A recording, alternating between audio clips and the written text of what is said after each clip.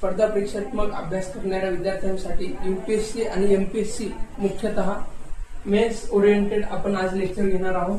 तर ते लेक्चर जो आहे ते मेन्स ओरिएंटेड असल्या कारणाने त्यामध्ये जे मेन्सला जे क्वेश्चन येतात ते क्वेश्चन कशा प्रकारे येतात किंवा त्यामध्ये डायरेक्टिव्ह वर्ड्स कोणते राहतात, ज्याला आपण कीवर्ड्स किंवा टेल एंडर्स म्हणतो.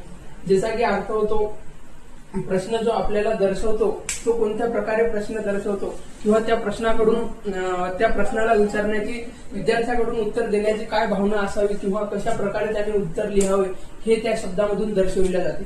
तर तसेच शब्द आपण काही शब्द इथे बघितलेले आहेत ज्याला आपण कीवर्ड्स टेल एंडर्स किंवा कीवर्ड्स म्हणतो.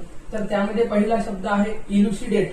इल्युस्ट्रेट, क्लॅरिफाय, त्यानंतर elaborate, explain, highlight, describe, enumerate, indicate, bring out. त्यानंतर criticise, evaluate, examine, analyse, prove that, substantiate, give argument, discuss, comment आणि गिव्ह अ सजेशन.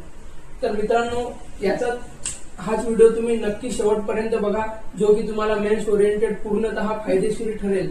कारण मित्रांनो हे शब्द जर का तुम्हाला कळाले नाही तर नेमकं म्हणजे प्रश्नामध्ये विचारलेलं काय आहे आणि आपल्याला नेमकं उत्तरामध्ये काय द्यायचं आहे किंवा आपण काय प्रश्नामध्ये एक्सप्लेन करू शकतो हे तुमच्या नाही लक्षात येणार.